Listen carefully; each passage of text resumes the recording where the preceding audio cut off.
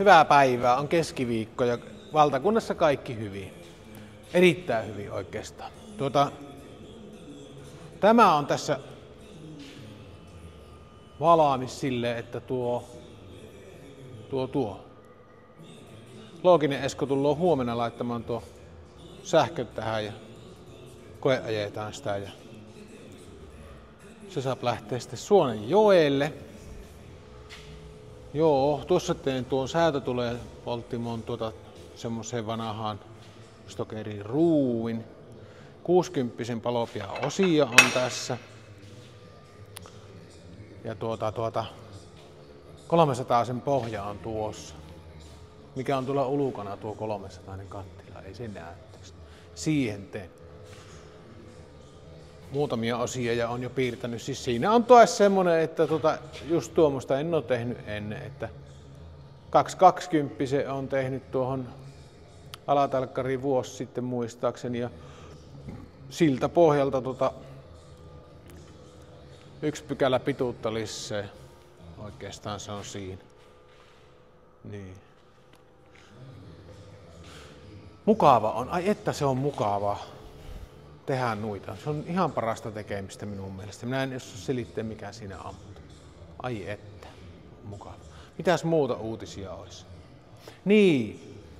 Jos joku haluaisi ostaa tuon vanhan muoliruiskun, niin myyn mielelläni. Että luotan tuohon uuteen, että se toimii sen verran kun tarvittoo. Ja tuo toimii kanssa, mutta saa heittää tarjouksia siihen. Ei tule olemaan kallis, voin kertoa sen. Tuohan maksaa uutena ehkä vähän yli tonni on ehkä tuo. Ei ole hirmu kallis ollut uutenakaan, kyllä joo. Ja Käyvänpä katsomassa sitä kattoremonttia, se on oikeastaan valmis. Melkein valmis sille, että yksi juttu on siinä vaan. Yksi juttu on vähän ouvon näköinen. On muuten nätti ja hyvä ja varmasti on niin hyvä katto. Valmistautukaa. On niin hyvä katto nyt tuossa, että tuota ei voi ikinä purkoa. On pakko tehdä uutta rakennusta alle vaan. Ihan vimpan päälle, mutta tuo on nyt ihana, kun tuo on pellitetty tuo väli, niin ei tuiskulumet ja vedet mää tuonne seinälle. Ei ne ollut lahottanut sitä ennenkään, mutta ihme suorastaan, että ei ole. Mutta tuo pellitys tuossa piässä, niin en moiti, enkä edes kerro kuka firma tämän teki, mutta tuo on minusta vähän ouvon näköinen. Mietin sitä, että kun näen, että meillä on tämän muolata kokonaan. Jos tuo ohtalaavat kun muoloo, onhan ne nyt jo muolla, nehän muolas nuokin ohtalaavat. Ja uutta tuli niin kuin toinen otikka. Mutta jos tuo valakeeksi muoloisi niin kuin tuon pellin tuosta, niin kuin se näyttää, että tuo ohtalauta jatkuu, niin se muuttaisi jo paljon ulkonäköä. Ja olisiko tuo pelti sitten oltava punainen sitten tuosta väliltä. Mutta minä ajattelin tuommoista.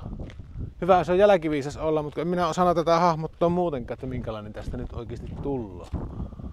Mutta tuo pelti, mikä on tuolla hyvin kommea tuo välipelti, niin jos se katkisi tuon seinän kohdalta, seinälinjan kohdalta, ja sitten tuo pelti, mikä on tuossa läpsäätetty, niin kuin tuohon, mikä on tuommoinen lommosen näköinen pelti, niin se olisikin tuolla seinällä niin kuin tästä entisestä nurkkalaavasta tuonne päin. No niin kuin se on nyt. Periaatteessa samankokoinen pelti, mutta se olisi tuolla syvennyksessä. Ja tätä peltiä, mikä tiellä on, niin ei olisi ollenkaan. Vaikka tuo nyt ei näy minnekään, mutta eihän tuota niinku. No kyllähän se silloin näkyisi tieltä päin.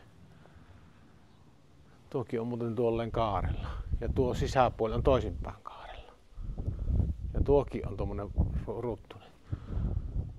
Mutta minusta se olisi ihan nätti silleesti, että mikään ei peittäisi näitä ohtalauta juttuja. Että se olisi niinku sen näköinen kuin se on ollut ennenkin ja kuuluu ollakin.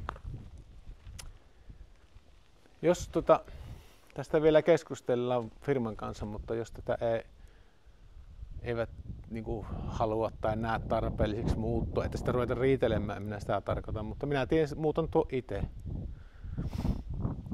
Siinähän tulisi sitten, että pitäisi laittaa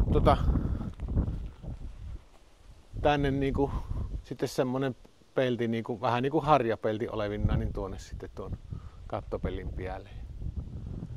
Kun tämä on muuten niin helvetin kommea. Muuten koko katto. Minä jo mikä se maali oli? Nordica Eco. Semmoisen pienen purkin ostin Nordica Ecoa ja vetelin pensselille. Tuossahan se on. 7082. Iloisen värinen punainen on ja taas kiiltävä on tämä. Eikä se tässä tikkusessa laavassa niin kauheasti edes kiilläkään. Mutta saa ottaa kantaa tähän, onko tuo liian punainen tänne maalaismaisemaan. Jos vaikka punamullalla vetäisi, niin on se punaisempi kirkkaampi kuin tämä nyt on. Että mutta minusta tuo on vähän liian kirkas, että en nyt osaa oikein hahmottaa, että jos koko rakennuksen tuolla räpsäättää, niin tullaanko sitä ihan karmeen näköinen. Eihän tuolla tuo hallikaan, niin se on oikeastaan aika yhtä tumma kuin tuo. Navetta on vähän kirkkaampi, mutta se nyt on. Tuo päätyhän on maalattu äskettäin, kun tuossa oli säilyrehutorni ja sen purin poikki, niin sitten piti tuo seinä paikata. Ja se on tavallaan tuo pääty uutta. Niin. Mutta nyt tuo katto on niin hieno, että mä haluaisin nyt tästä vähän hienoa muutenkin tästä seinästä. Mutta niin, olin sanomassa äsken, että tästä sitten seuraava tuumempi sävy on 7083, niin siinä on hirveä ero. Kyllähän sitä voi muistakin värikartoista tietysti katsoa, mutta se on niinku melkein yhtä tumma kuin tuo. Että. Mutta tuo kiiltävä tuommoinen, sehän säilyy sitten myös kiiltävämpänä ja puhtaamman näköisenä, kirkkaampana, että siinä mielessä se ei vanahene, että jos se olisikin tummempi versio. Vaan minusta tuntuu, että nämä kaksi väriä, jos sotkettaisiin keskenään, niin tulisi sopiva. Se on vaan mutua. Tämän verran säästin peltiä. Tämän yhden lappeen vanhat pelit on tässä, kun kaveri haluaa ne. En minä tiedä, toivottavasti se nyt tarvitsee ne oikeasti. Tämmöisiä on ne ruoteet ja ne kaikki muut tarpeet sillä alla. Homesuojattua ruodelaattoa. Kaikki on sammoa laattoa, kun sinnehän tuli niinku entisen kattotuolin päälle, kun tullaan niinku näin päin. Uusi laata läkälleen. Sitten sehän tullaan siksi, että kun uusi aluskate pannaan, tässä ei ollutkaan aluskatetta, mutta kun aluskate pannaan, niin vaikka se olisi kuin tiukalla, niin se voi vähän roikkua, niin näin minä oletan, kun ne vanhat ruoteet on siellä alla, niin nehän tekisi portaita siihen aluskatteeseen, niin se jää reilusti ilmaan nyt sitten sillä lailla. Ja sitten se aluskatteen päälle tulee uusi laata näin päin, ja sen päälle tulee vasta ne uudet ruoteet. Ja ne naalataan, nämä näinpäin olevat kaksi laatoa, kun ne on päällekkäin, minkä välissä on aluskate, niin ne naalataan tai naalataan päistä vaan kiinni mahdollisesti. Ja sitten kun tarvii oikasta, niin sitä väliltä kiilataan. Ja siinä kun kiilat mätetään väliin, niin sitten siinä vaiheessa päksitään naalalla kiinni ne toisiinsa. Ja ne voi aika ilkeän rohkeasti toislaitaisesti kiilata, koska ne ruoteet on jo naalattu kovasti kiinni siihen, niin ne pitää sen laavon, niin kuin, että se ei kellisty, vaikka sitä kiilataan kovastikin. Ihan hullun näköistä hommaa oli se kiiloaminen minusta. Mutta sinne ne kiilot jäi. Niin oli. Ja ränniähän tässä ei ennen ollutkaan, että nyt on tuommoiset, että se löröttää tuonne päähän sitten. Eilen satoi aika kovasti, mutta oli tarkoitus juosta kahtomaan, että mitenkä se vesi tuolta juoksuu. Mutta eipä sillä väliä. Sieltähän se juoksuu. Tuolla toisella puolella on samanlainen ränni. Kyllä, hyvää työtä muuten. Ja on kaikki kiinni niin kovasti kyllä, että ihan sama minkälainen myrsky on, niin viimeisenä lähtee kyllä tästä katsoa. Että on kyllä nyt ruuvia, niin minä sanoin, että en minä laittaisi noin paljon ruuvia. Mutta hyvähän se on niitä laittaa. Tuolta kun kahtoo, niin nyt tuntuu, että kaipoisi tämä räystäsaluslaavutusta. Vaan tuon kun ruiskulo vetää syö punaiseksi, niin eipä se sitten hyvin silmille siltä ehkä. Aluskate näkyy siellä. Joo, semmonen on. Mutta en tiedä, kyllä tuohon nyt pikkuhiljaa silmä tottuu, kun ei tuijeta. Ja jos olisi tuo valkeaksi maalattu tuo pelti tuosta reunasta, niin se jo hämmeisi mukavasti. Kun kuitenkin tämä puoli täältä Lappelta, niin kun se on yhtenäinen päihin asti tuo pellitys, niin se on kyllä hyvän näköinen. Erittäin niin kuin asiallisen näköinen. Tyhmempikki tajuaa heti, että mitä siinä on yritetty tuossa. Tuossahan oli katto vuotanut aika perkeleesti, tai vuoti koko ajan, koska se oli niin lyhyt lape, niin jopa 3 eri pätkästä tehty. Ja tiellä kun tuuloo ja sattaa tuiskuttaa niin ja vielä etelästä päin, eli tuolta, niin sinne se loeva katto, niin pellin välistä oli ruikkinut vettä sinne. Ja kyllä jännitti, kun aikasivat tuo, että minkä näköiset villat siellä, kun siellä sehän on tehty lämpimäksi. Niin ei mitään, ihan kirkkaat oli villat ja puut ja kaikki. Oli kyllä, tuntui, että nyt voi hengittää.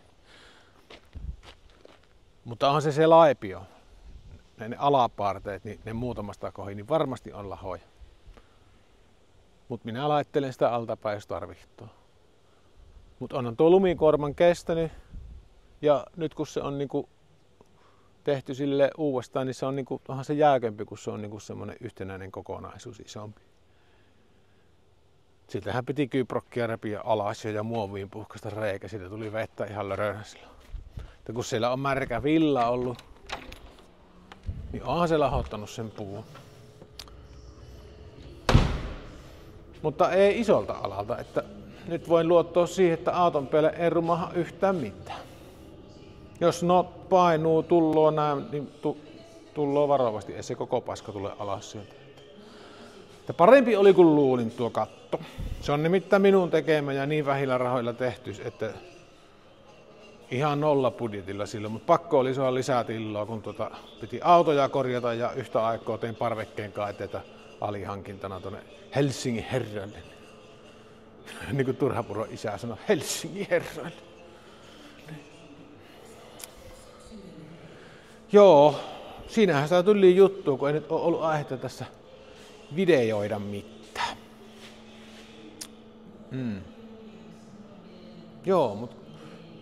Joo, kaikki on kyllä hirmu hyviä. Mieli on hyvä ja kuntokin on kova. Sano Tuura-yhtymän Tuura. Selvä. Heippa.